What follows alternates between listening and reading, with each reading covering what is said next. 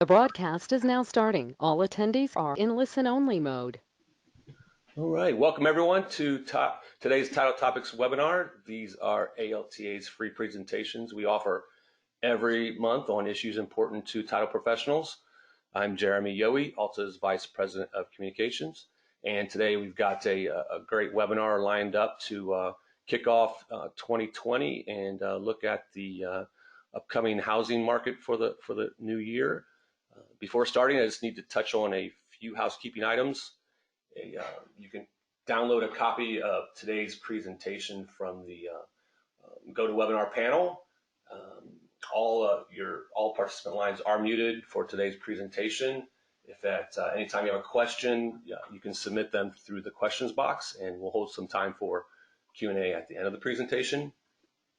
As an added benefit, the presentation is being recorded, and everyone will get a link to the recording tomorrow, and you can also always access our webinar archive on the ALTA website at alta.org/title topics. That's alta.org/title topics. I do need to thank the FNF family of companies for sponsoring our Title Topics webinars this year. Their support allows us to provide these educational opportunities free of charge. And with that out of the way, please let me introduce today's speaker. Joining us, we have Odetta Kushi. Odetta is Deputy Chief Economist for First American Financial. Odetta conducts research around demographic trends, millennials, and homeownership, and she also monitors and analyzes quarterly surveys and economic data related to the housing industry. Odetta, I'll turn the presentation over to you. Thanks so much, Jeremy, and thanks for having me here. Happy New Year to everyone. Thanks for joining me this afternoon to discuss the outlook for the housing market in 2020.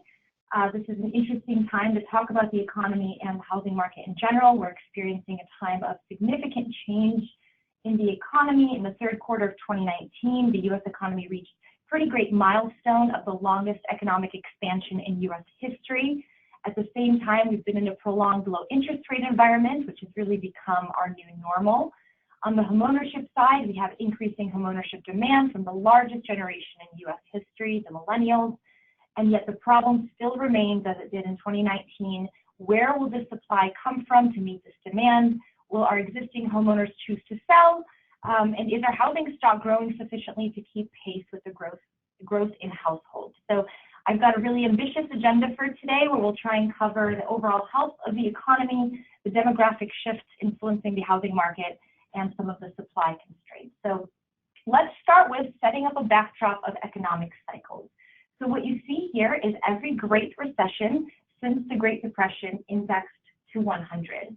So that y-axis is telling you the depth of the recession, and the x-axis is showing you the length of the recession.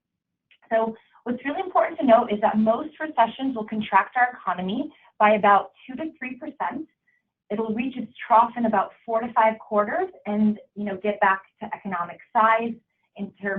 get back to normal in terms of economic size in about 5 to 6 quarters.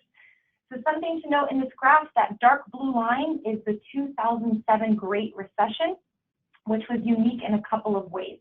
One, it contracted our economy the most, contracted our economy by about 4%. And it took much longer than 2 years to get back to normal in terms of economic size. So it was the deepest and longest recession we've had since the Great Depression. So if the recession felt bad, it's because it was. We don't have a lot of great data on the Great Depression, but we know it was a little bit worse. Besides that, this was the worst recession that we've ever had. A couple of other unique points about this recession is in its recovery. So as you can see, all of these lines for all the major recessions end at some point. That marks the end of the recession and the start of an expansion. As you can see here, this line is off the page for the 2007 recession, which means that we are still in an expansion. Again, the longest one we've ever had, and it shows no immediate signs of slowing down in 2020. The labor market's still looking strong. Wage growth and unemployment are still looking extremely healthy. And so this is, again, the longest expansion we've had. However, it's also been one of the slowest expansions we've had. Economic growth has been relatively slow compared to past expansions. Wage growth has been fairly slow as well. and inflation has been muted, which we'll talk about a little bit later. All right, so you can't get too far into an economics presentation without talking about interest rates. So what we have here is the effective federal funds rate, that green line, and then the dual mandate of the Federal Reserve. So the dual mandate of the Fed is to maintain full employment and an inflation target. Neither of those goals are zero, although it seems we're heading there. The goals for the unemployment rate is about a 4.5% unemployment rate, and the goal for inflation is a 2% target.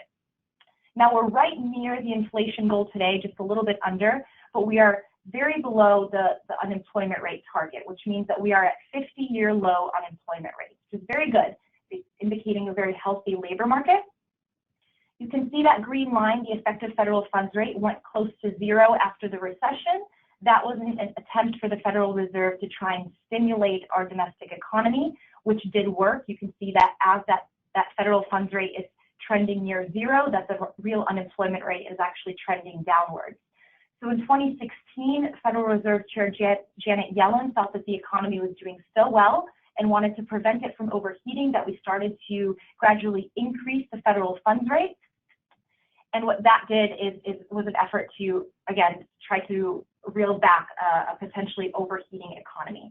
So the interest rates continued to rise until 2019, where Jerome Powell decided to cut the interest rates, and that was really an insurance cut to prevent the global slowdown from starting to impact the United States. Now, as we look into 2020, there's no immediate plan to further cut interest rates. We're in kind of a wait and see mode. We're looking to look at the labor data to see how the U.S. economy is doing, waiting to see how trade talks with China and some other major economies go before we make any decisions in 2020 about the federal funds rate. But so far, the economy is doing quite well. It might be slowing down relative to last year, but it's certainly still humming along in this expansion. All right, so while we're on the topic of the federal funds rate, I wanted to bring up what is a normal rate of interest rate in the economy. We've been in this prolonged low interest rate environment. So here you have the federal funds rate, that same variable as we saw in the last chart, and then something we call the long-term neutral rate of interest. The neutral rate of interest is actually unobservable, but it can be estimated based on an analysis of a variety of economic indicators. So in its most basic form, it is the interest rate that would prevail when the economy is at full employment and stable inflation. In other words, it's an equilibrium rate of interest that's neither expansionary nor contractionary. And it can be really useful to the Federal Reserve to inform monetary policy, to signal whether the Federal Reserve's policy is either stimulating or contracting the economy. Now, what's really interesting about this chart is that you can see starting in January 2017 that the federal funds rate has actually been higher than the neutral rate of interest since the fourth quarter of 2017. And that's really interesting because it implies that U.S. monetary policy may actually be contractionary right now. So it can actually afford to go even lower in order to be expansionary. So in the long run, this neutral rate of interest is actually determined by the supply and demand for savings. And so the reason that it's so low right now is because there's an excess of global savings relative to that money, to that demand for the money for investments. And there's three key reasons that we like to talk about why that is. The first is that we've had relatively low productivity growth in the United States. And that means that businesses are much less likely to seek capital for investment opportunities. So what does that do? It decreases the demand for capital, so the price of capital, i.e. interest rates, declines. The second reason is that there's been a relatively long period of high global capital savings relative to low demand for capital investments. So what does that do? Drops the price of capital, means the neutral rate goes down. And then the third reason, and probably one of the more commonly cited reasons that you may have heard, is this idea of a global flight to safety. So anytime there's global uncertainty in the world, it creates a flight to safety in U.S. government long-term treasury bonds, which increases the supply of capital and drives down the neutral rate of interest. So this is why we have historically low rates of the natural rate of interest. And it's important to note that this is not a domestic phenomenon. We're actually seeing low neutral rates of interest in other places such as Canada, Japan, and the UK. All right, So while we're talking about financial markets, I really wanted to address something that was in the news a lot in 2019, and that was this idea of the inversion of the yield curve. I'm sure you heard about it in the news.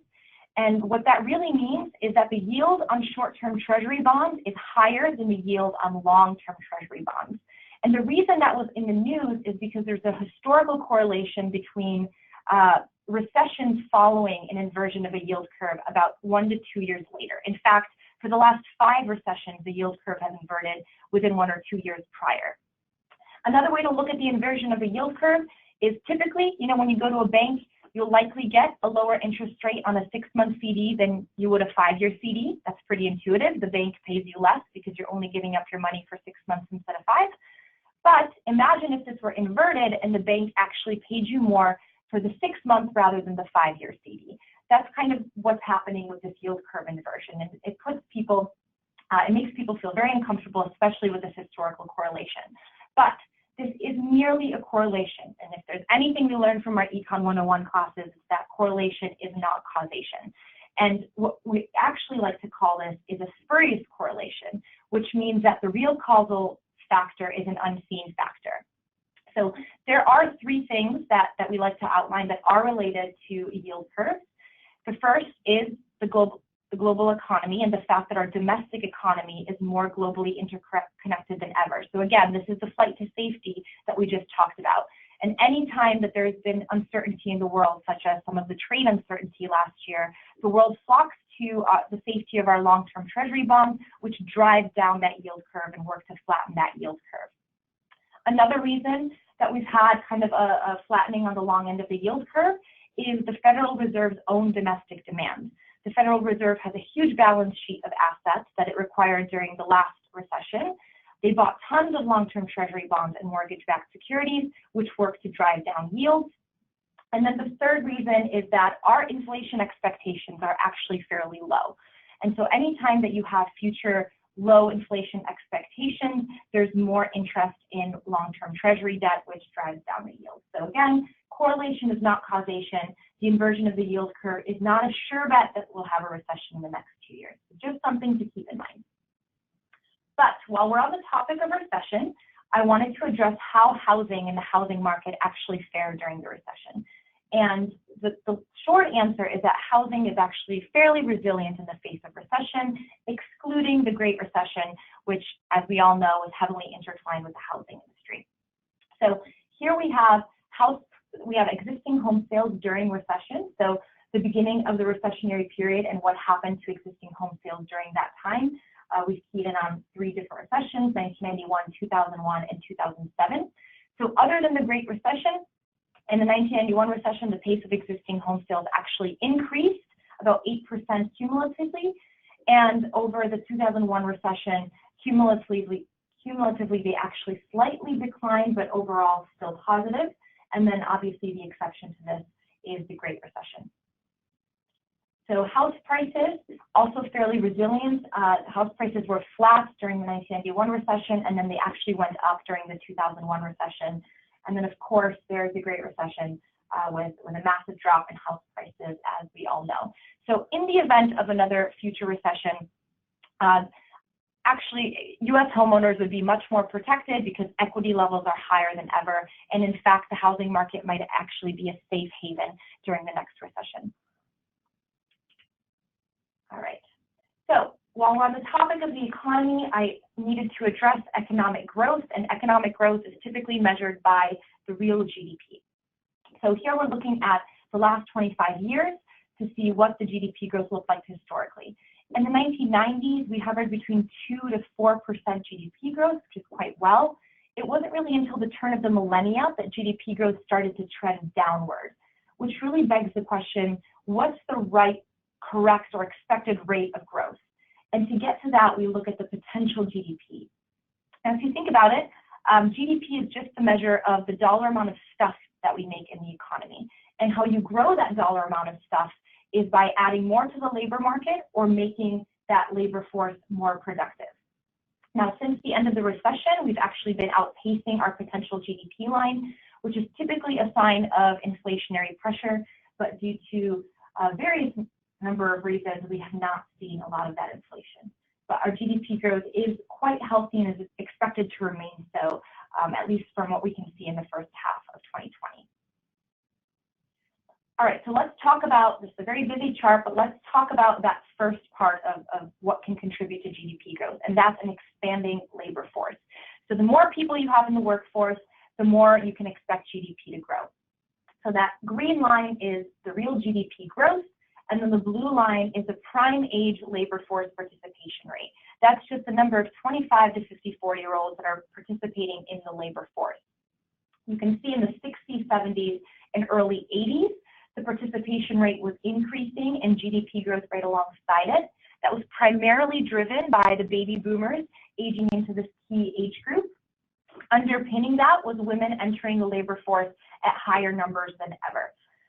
Now you start to see during the recession that prime age participation rate starts to decline, even going negative, and GDP growth alongside it. The participation rate going negative was not necessarily recession related. It's actually largely demographically related as we start to see the baby boomers aging out of this age group and the millennials not quite at their prime to enter this age group. The good news about this chart, you can see in the last couple of years, those trend lines are starting to go up. That's because you have a lot more millennials entering the market and the labor force, and GDP growth trending positively alongside it. All right, a little bit of a zoomed in view. Again, you have the working age participation rate in that blue line right here. You have the unemployment rate in the dark blue line, and then the natural rate of unemployment, which again is about 4.5% in the orange line. So the working age participation rate was about 84 to 85% in the early 2000s and reached a trough of just about 80 to 81% in 2015. And has since been trending upward, approaching the historical average of 83%, but not quite there yet. And as you can see, the unemployment rate has been dropping as the participation rate has been increasing, this making for a very healthy labor market. And the participation rate, outside of just being good that it's going up, is actually a stronger indicator for wage growth, which brings us to this chart. Again, another busy chart, but an important one nonetheless. Here you have the light blue is wage growth. You have the working age participation rate in the orange, and then the pre-recession average for the working age participation rate, which is about 83.2%. So historically in economics, there's a very strong relationship between the unemployment rate and wage growth, which is extremely intuitive. The lower the unemployment rate, the higher the wage growth, and that's just because you have managers fighting for labor resources, having to increase wages to really be competitive. So it makes sense. But in this environment of 50-year low unemployment rates, we have not seen the level of wage growth that we expect to see given how low it is. And we find that that's because there's actually a little bit more slack in the labor market than the unemployment rate really shows us. And there's a much closer relationship between the participation rate and wage growth. And you can see that trend in this chart. You can see that when the participation rate climbs, as does wage growth. We have a little bit more room for growth in the participation rate as some of the millennials that were in college are still entering the workforce.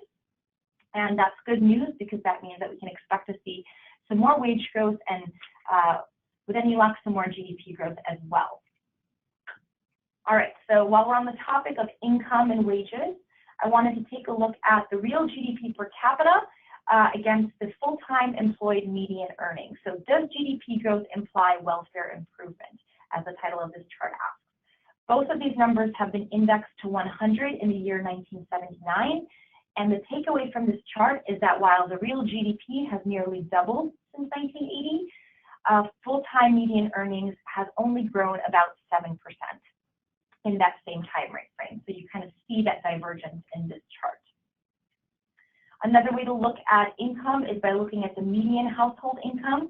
So I would pay more close attention to the inflation-adjusted dollars, so that orange line. You can see in 1984, median household income was just above $52,000, and since then it's climbed to about $64,000 as of 2018. That's a very similar amount to what it was in 1999. So not a whole lot of improvement in median household income, but the good news of this chart is in the last couple of years, you see that slope has gotten a little bit steeper, which implies some more household income growth, and certainly we're seeing that in wages as well, which translates into higher household income. All right, well, on the topic of jobs, employment count of full-time workers, where is the growth happening in employment? What we've done here is take total low earning versus total high earning positions. The difference here is we're categorizing total high earning as those making more than $40,000 a year, and total low earning as those making less than $40,000 a year. So when you index those to 2000, you find that the total high earning positions have grown by more than 30% as of Q3 2019, and the total low earning positions have actually dropped by about 4% since the year 2000. So we're calling this robot maker or wage taker. This is those same groupings, the more than 40,000, less than 40,000, except here we're looking at wages. And the good news in this chart is that both groups are seeing wage growth since the year 2000, but the higher earning group has seen more wage growth, nearly 10% since the year 2000, whereas the total low earning, less than half of that at about 4% growth since the year 2000. Another way to look at our changing labor dynamics is by comparing the traditional retail versus the growth of e-commerce, which I know we've heard a lot about. So this is the yearly growth in employees. Now, the difference in this measure of e-commerce that's not typically reported is typically government data will only show the number of people who work for the Amazons who are really developing the websites, right? So that's typically what's counted in e-commerce when you look at a measure of the growth in labor in e-commerce. But what we decided to do here is not only account for those that are building the websites and the programmers that are working in e-commerce, but we're also counting the folks that are working in logistics and warehouses, transportation, because all of that is part of this e-commerce revolution. And so when we do that, you see that there's been about a 14% growth in the number of employees. This is actually 2017. And then in traditional retail, it stayed relatively flat in 2017 is just slightly above 0% growth. Taking a look at wages, these are indexed to the year 2001. You see that e-commerce jobs have grown about 35% since the year 2001. And traditional retail has also grown by slightly less than that. What happens with innovative industries is they really drive price growth and they push wages, gains in wages, not only for the people developing the website, but also the people in the ancillary industries, those working in warehouse, those working in transportation. It's really rising gains for everybody. And again, the takeaway from this chart is that we're seeing wage growth in both the traditional retail sectors and the e-commerce sectors, obviously with e-commerce having some faster growth. All right, so that was kind of the wrap up to the overall landscape of the economy and how we're doing. The takeaway is that the economy is still doing quite well. GDP growth is positive. Our labor market is extremely healthy, which is important because 70% of our economic growth comes from the consumers. So if our consumers have jobs, have growing wages, are feeling confident about the economy, then that means really good things for the overall health of the economy. And so far so good and is looking positive for the start of 2020. And now we get into the housing section of the more housing specific section of the presentation, where I start with demographics. Any one of you that have seen a presentation from me before know that I like to start out with this quote by Mark Twain. It ain't what you don't know that gets you into trouble. It's what you know for sure that just ain't so. If you've seen The Big Short, it's also the quote that starts out that movie, so I may have borrowed it. But in any case, I start with this quote because this section of the presentation really focuses on a misunderstood generation, the millennial generation. This is a generation that's been labeled time and time again as the renter generation, the ones that are so burdened with student loan debt, they don't have an interest in homeownership. And what we're seeing in the data is that that's just not the case. This is a generation that very much still views homeownership as quintessential to the American dream. They are working and saving to buy that first home. They're just doing it a little bit later in life compared to their predecessors. So we're going to talk about that a little bit in this section. And we're going to start out with the most basic thing, which is the homeownership rate. So this is a historical perspective of the homeownership rate. And you can see here that homeownership until the early 90s remained consistently within the 63 to 65% range. And then kind of in the mid to late 90s, through a variety of ways, regulatory, financial, demographic, homeownership rose dramatically. So this was partly due to baby boomers aging into their prime homeownership years and some financial innovation and policies to encourage homeownership. The recent decline has been largely economic driven, but also because young households are being formed primarily as renters and driving down the share of household homeowners relative to the total. So the homeownership rate is just the number of owned households divided by the number of owned and rented households. So when you bump up the number of households that are being formed as renter, it's no surprise that you see a decline in the overall homeownership rate. So you see, kind of during the boom, we reached an unsustainable level of homeownership approaching 70%. A lot of that was due to, let's say, financial innovation in the mortgage market, and you've seen a subsequent decline to a trough of just below 63%. But you see in the most recent periods that we've experienced an increasing in the homeownership rate. And this next chart will break down exactly why. This is the household formation by occupancy type, so the number of owned households being formed and the number of rented households being formed in year-over-year space. So post-recession, we gained about 7 to 8 million rented households, that green line there, at the expense of owned households. Now, what that was is your millennial generation graduating from college and starting to move in with their roommates or find their own place, move out of their parents' home, bumping up the number of rented households. Because in order to be considered a household, you need to be on your own. You can't be in a college dormitory, you're considered part of group living, and you can't be living with your parents because then you're considered part of your parents' household. So post-recession, you see this demographic boom. These millennials are doing what generations before them had done time and time again, which is rent first. In the most recent period, starting from 2017 onward, you see that there's been a reversal. There's been an increase in the number of owned households at the expense of rented households. That is your older millennials, your 33 to 37. Remember, the oldest millennial now is approaching 40, starting to buy their first home a little bit later in life, but still buying that first home, and we see that reversal in trend. All right, so another way to look at this, the homeownership rate for households under 35. The examination of this shows you that those under 35 were irrationally exuberant in the housing boom. Their homeownership rate increased to a peak of 45% in 2005, only to decline in the housing crash. Today, the homeownership rate for these younger households is a little bit lower, but still improving compared to its trough at 34%. And again, this is the millennials finally starting to enter that housing market and buy their first homes. Another way to look at this is looking at the homeownership rate by age cohort. So pay close attention to that orange line and the dark blue line, the under 35 years old and the 35 to 44 years old. So here it's the percentage that they're adding to the overall growth in the homeownership rate. So the growth in homeownership in the last couple of years is clearly driven by the under 35 age group and the 35 to 44-year-old age group. The 45 to 54 and the 55 to 64 and 65 plus are either staying the same or declining. So taking a look at a forecast of the total U.S. population and the implication it has for housing, pay particular attention to that 65 and over age group, because in the U.S. we have an aging population. That means that by 2060, a quarter of our population will be 65 and over.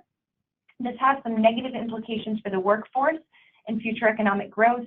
There's more burdens obviously placed on things like Social Security and Medicare, but it is a good thing for homeownership. The older you are, the more likely you are to become a homeowner. And so there will be this shift from renting to owning as the population ages.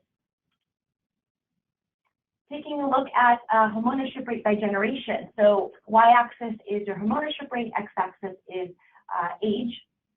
We find that millennials certainly are lagging behind their predecessors by as much as 8 percentage points in terms of homeownership.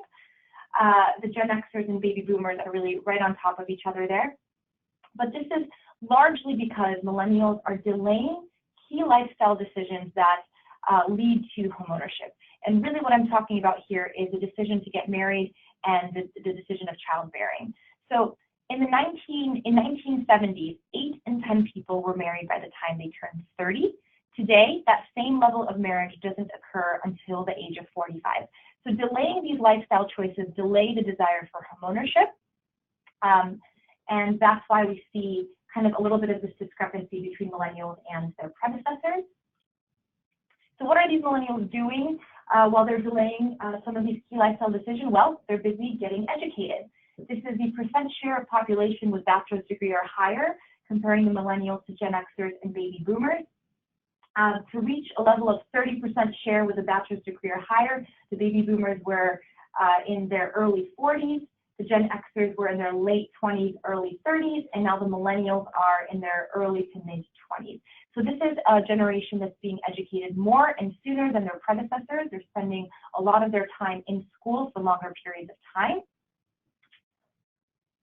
Natural question after this is, well, great, doesn't that mean that they have a whole bunch of student loan debt? And the answer is, yeah, they do. Student loan debt is the second highest debt class behind mortgages right now. And this chart is showing you the average outstanding balance for all student loans, which in 1992 was about $12,000 and has basically tripled since then. In 2016, it's about $35,000. But this picture does not tell the whole story, because as student loan debt has been growing, the market has been restructured. And what I mean by that is two different things. One, the green bar right here, the average loan term for student loan debt has nearly doubled since 1992. So 1992 was about 8 years. It's approaching 15 years in 2016. At that same time, interest rates for student loan debt has come down, making it so the payment to income ratio, so there's two lines right there, have actually stayed fairly consistent, about 3% of someone's income going to student loan debt burden. So certainly it's the case that student loan debt will delay the amount of time that it takes a millennial to save for that down payment. It slows, but it does not prevent. All right, is all of the student loan debt and all of this education actually paying off? This is median income by generation, comparing the boomers, Gen Xers, and millennials. And we find that yes, it indeed is paying off. The oldest millennials just surpassed their predecessors in median household income, which is great news, because having an education, having the higher income is more important than ever in being able to buy that first home. Another way to look at this is breaking down the unemployment rate and weekly earnings by educational attainment. So the two bars here that I would pay attention to are bachelor's degree versus high school diploma. You see that with a high school diploma, the unemployment rate is an average of 4%, whereas with a bachelor's degree, the unemployment rate is about 2.2%. This is as of 2018. Median weekly earnings nearly double when you go from a high school diploma to a master's degree, to a bachelor's degree. And as you increase that educational attainment, you see that the unemployment rate goes down and the weekly earnings go up. So is education worth it? It seems it is. And the other thing I wanted to talk about is the first-time homebuyer market share. This is the first-time homebuyer market share on all Fannie and Freddie loans, which make up the majority of the housing market. And this is above 50%. Now, not all of these loans are coming from millennials, but the bulk of them are, your first-time homebuyers are coming from this generation. And you see from this chart that the wave of millennial home buying demand is not just coming, but it's already here. Millennials are starting to buy their first homes and will continue to do so. This is a forecast looking out to 2060 of homeownership by this age group, this age cohort, rather, generational cohort. And what this chart is showing you is that in the next 10 years, millennials will be the source of approximately 10 million home sales. And by the time that they age out of homeownership, they will have contributed approximately 20 million first-time home buyers, a quarter of which will be Hispanic.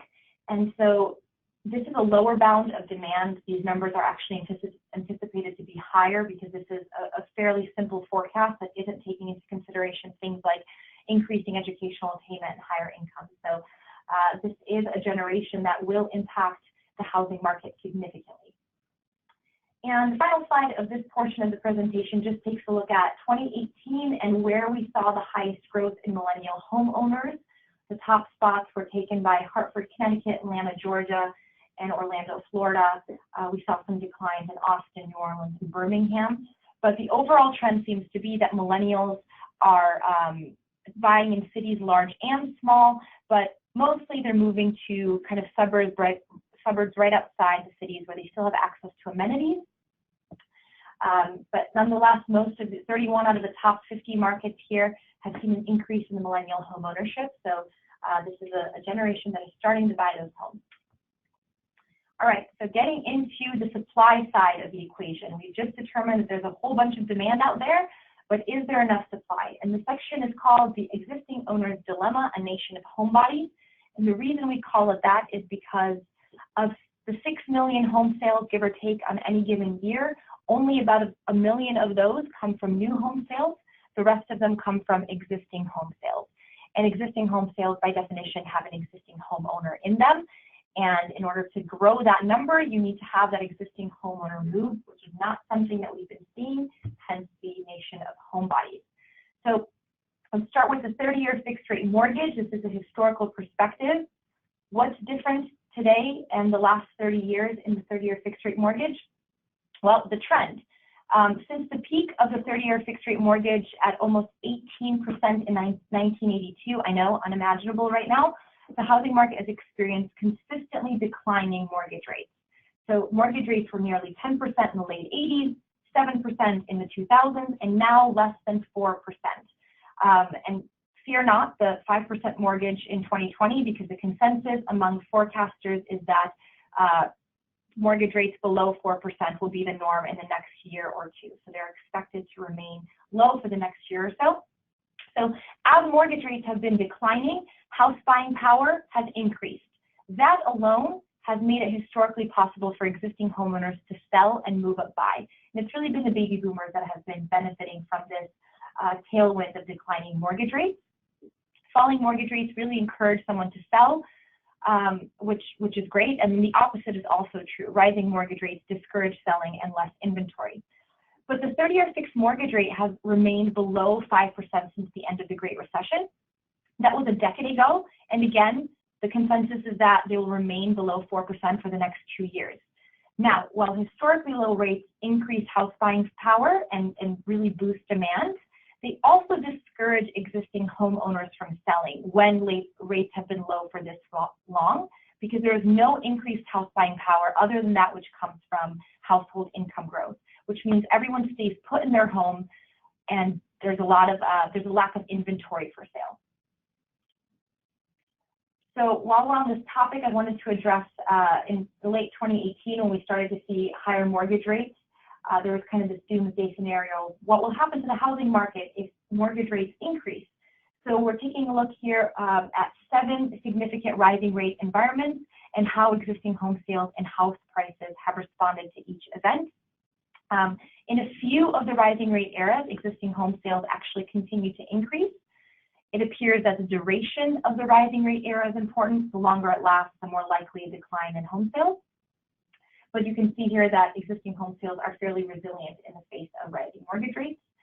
And house prices even more so. Apart from one period when house prices declined ever so slightly, house prices have always continued to rise, albeit more slowly when mortgage rates have increased. All right, so to the namesake of this section of the presentation, a nation of homebodies. For 3 to 4 years before the housing market crashed in 2007, the median length of time that someone stayed in their home was pretty stable, about 4 years.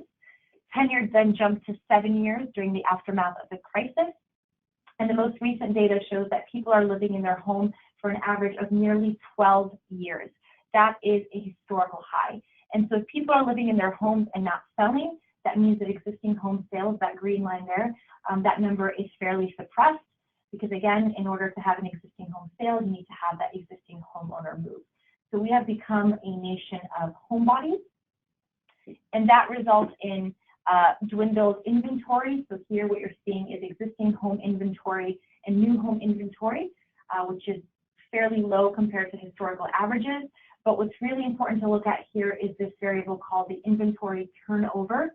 This is the total supply of homes for sale as a percent of occupied inventory. So we hit a trough of about 1.66% in December 2017. That means that out of 10,000 homes, only 166 were for sale. This was a historical low. We've made some progress since then, approaching about 1.8 to 2%. So that's good news that we're making progress, but again, supply is still at near quarter-century lows. And this is mostly an exacerbated problem for the low-end inventory because that's really where your millennials are looking to buy. They're looking to buy that starter home, which is on the lower end of the price tier. So here we have for sale inventory by price tier, and you can see that the low end of the price tier has seen a decline of about 7% as of November 2019, and that's because there's just so much demand for those kinds of homes.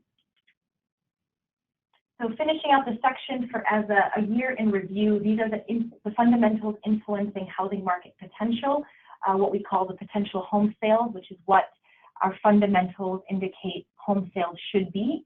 So what drove an increase in 2019 versus what drove kind of decline? House buying power was at historical highs in 2019. That was largely due to low mortgage rates and higher incomes.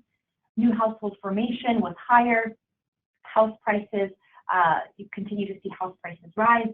On the negative side, new supply was fairly low. We weren't building as much as we should have. Credit was slightly tighter, and of course, average tenure length, which is keeping people in their homes and not allowing for more home sales, contributed to the most decline in 2019.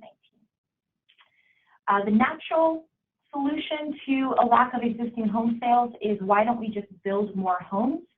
Well, unfortunately, builders face a number of supply side headwinds that I'll talk about here.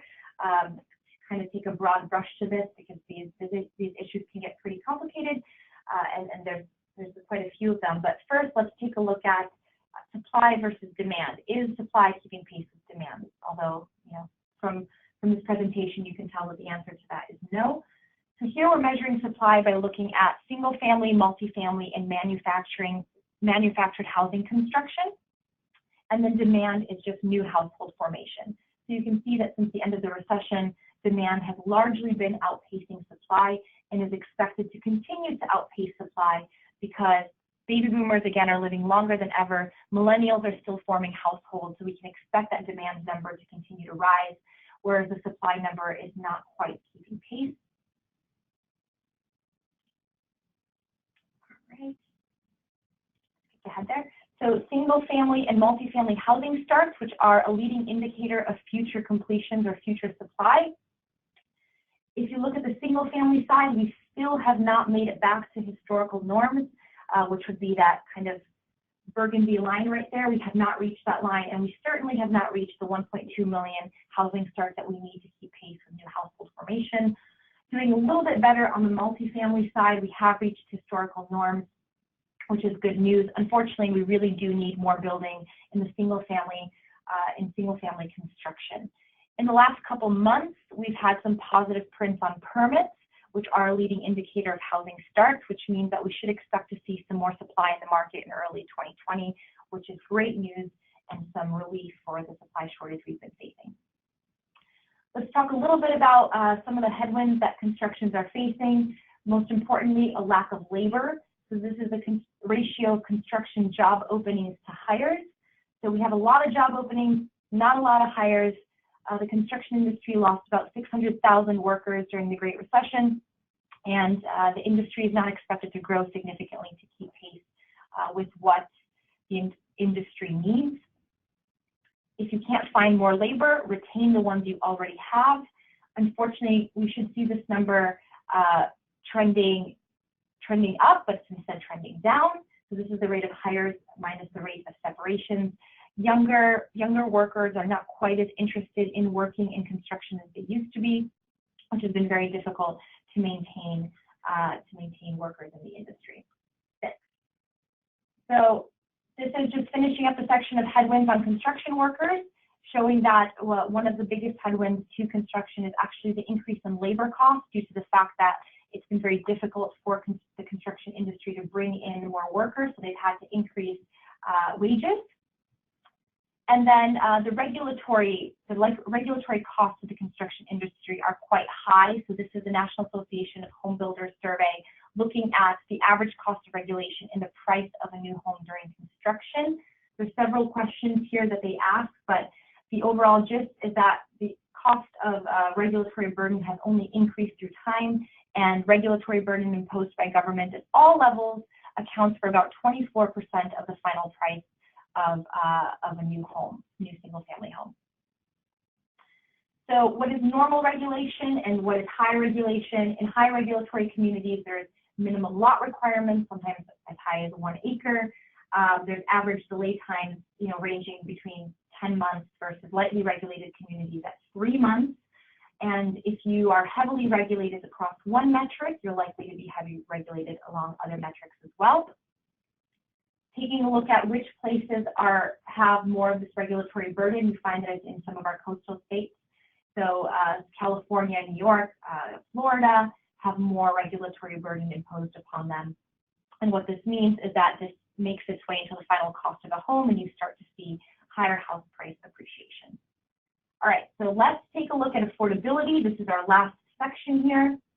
A supply-restricted market drives up prices. So taking a look at median household income here, we've broken it down by owner's income, renter's income, and the average between the two. Typically, when you look at affordability measures, they're showing you that gray line, which is the average income of all renters, owners, everyone. But we find that it's important to use the renter's income in our affordability analysis because affordability is inherently more important to the person that doesn't already own a home. And as you can see, the renter is making about $40,000 a year. The owner is nearly double that, and then the average is at about $60,000. So it's really important that we use the correct income. Okay, a pretty busy chart here, but an important one.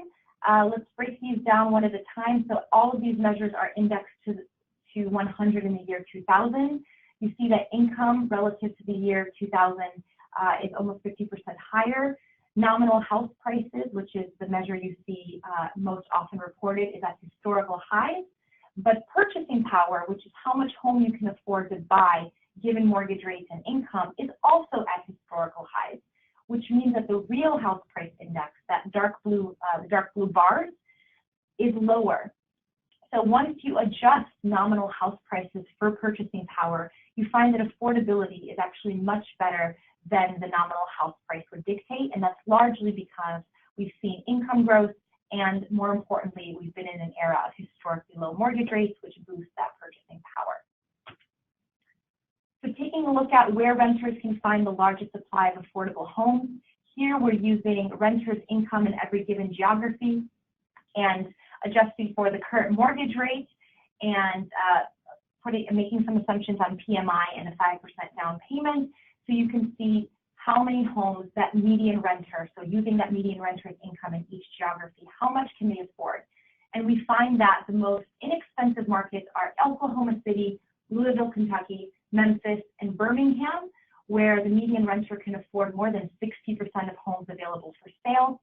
The least affordable markets, LA, San Jose, San Francisco, San Diego, Sacramento, you see a trend here, are California markets where the median renter can afford less than 10% of homes available for sale. Another way to look at this allows you to see a renter at every point in the distribution. So on that x-axis, if you're a very wealthy renter household, you're on the, near the 100%. If you're less so, then you're near the 0 to 10%. But let's take a look at the 50th percentile, the median renter. This is a very affordable market. Memphis, the 50th percentile renter can afford more than 70% of homes for sale. An unaffordable market where everyone's below that line of equality, the median renter can afford less than 10% of homes for sale. And a pretty equitable market, Virginia Beach, Virginia, where the median renter can afford just above 50% of homes for sale. Everyone below them can afford less than a line of equality, and everyone above can afford more. So a couple more examples here. In Detroit, Michigan, the median renter in Detroit had the house buying power to afford 63% of homes on the market in Q3 2019. Let's compare that to San Francisco, where the median renter had the house buying power to afford 11% of homes on the market in Q3. So the 80th percentile renter in LA can only afford 51% of homes for sale with a house buying power of over $650,000 and an income of $105,000. this same renter could afford 98% of homes for sale in Detroit, Cleveland, and Oklahoma City. So this measure gives you a little bit of a better view on affordability. Obviously, real estate is all local, but the good news here overall is that we've seen an increase in household income. We expect the labor market to continue to be strong. Mortgage rates are low and are anticipated to be low for the next 1 to 2 years, and that bodes very well for demand. All we really need is supply to meet that demand. And that is the end of my presentation. All right. Well, thank you, Odetta, for the insight into the coming year for the housing and mortgage markets. I guess as we can see, nothing is certain, even audio on webinars. I will, before we send out the link to the recording, I'll get that kind of dead space cleaned up, and then you guys will get the recording. As we mentioned, we'll hold a little bit of time for Q&A. So if you have any questions for Odetta, please submit them in the questions box. If we don't get to your question, it looks like you can reach out to Odetta on Twitter. There's your Twitter account name and your hashtag, #FirstAmEcon. Odetta, I was curious, as you know, we've seen some stats on iBuying over the past few years. Some of these companies growing in certain markets. Have you guys looked at any of the data on that? And do you see this trend continuing? That's a great question. So actually, we have a survey that we release biannually called the Real Estate Sentiment Index that we reach out to a lot of our agents and real estate professionals. And our most recent one, we asked about which financial technology will have the most impact to help home buyers close their transactions. And this isn't released yet. It will be in the coming weeks, but I'll give you guys a sneak peek. The growth of iBuyers actually came in last place at about 85% of folks who answered the survey said that this will be the technology trend to impact the most in the next year.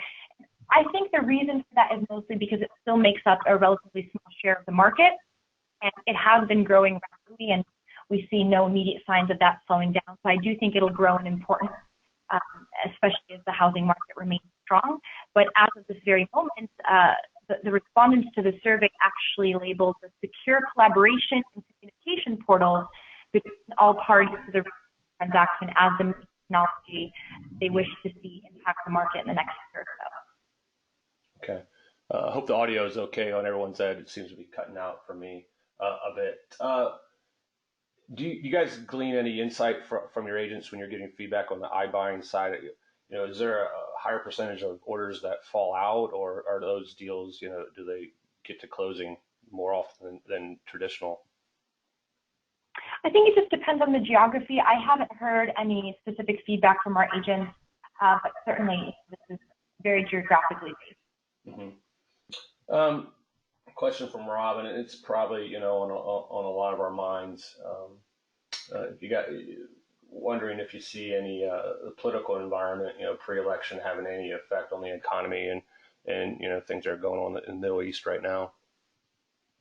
Yeah, that's a great question. So, the housing market tends to benefit from uncertainty, global uncertainty, because it drives down that yield curve, which actually makes mortgage rates come down, because mortgage rates are very tied to the 10-year Treasury yield. So anytime there's kind of uncertainty in the world, and we just saw recently with some of the Iran conflict, is that 10-year Treasury yield drop and mortgage rates will also fall alongside it.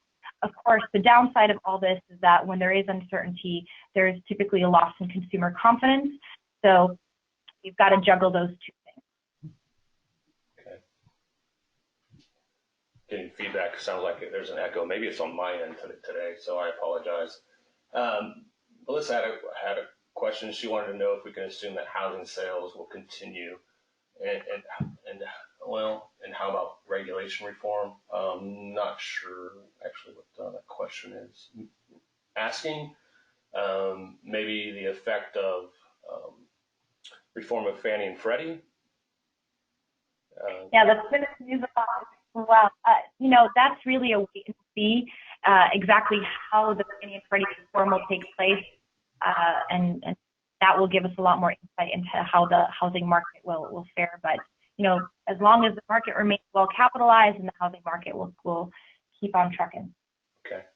And Amy wanted a little bit more clarification on what you mean when you say that the housing market will be a safe haven during the next recession.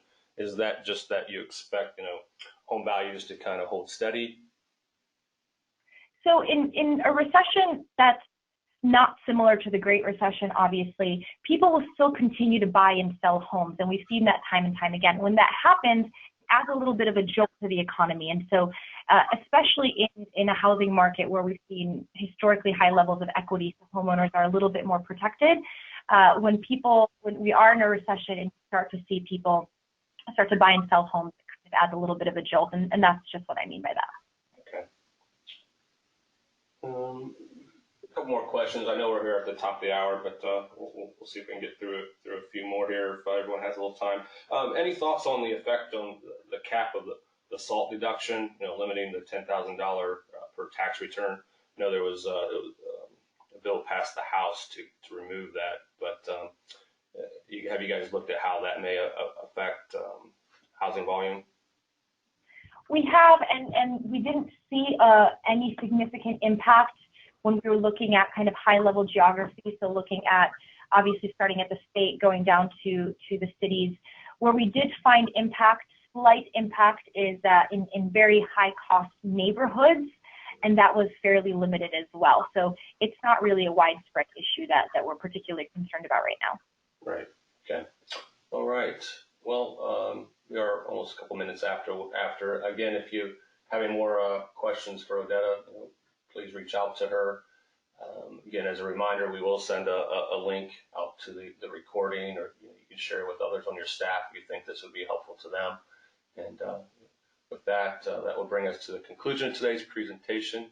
To wrap up, I do need to thank F&F Family Companies once again for sponsoring our webinars, and also like to remind everyone to make sure their company is confirmed in the ALTA registry. Just being an ALTA member or a policy forms license holder does not mean your company is in the registry. So please go to alta.org/registry for more information on that. And again, Odetta, thank you for taking time today for sharing your analysis on this year's market. Take care, everyone. Thanks for having me. Bye-bye.